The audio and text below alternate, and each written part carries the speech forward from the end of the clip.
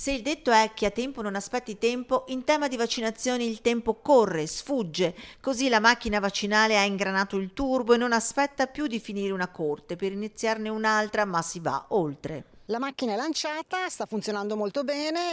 Da ieri pomeriggio alle 16 abbiamo aperto al target, la categoria 50-59, quindi gli over 50.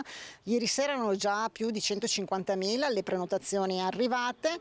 La nostra previsione è quello che per i primi di giugno, quindi verso l'8 il 9 giugno, vaccineremo tutti gli over 50 che vogliono vaccinarsi. Poi partiremo con gli over 40, però non è escluso che alla fine partiremo anche liberi tutti, insomma, quindi anche con le altre classi di età e in più anche con la vaccinazione dentro le imprese. Questo è possibile perché stanno arrivando vaccini e perché effettivamente i nostri centri vaccinali sono potenziati, hanno personale e stanno effettivamente viaggiando a più di 45.000 anche vaccinazioni al giorno.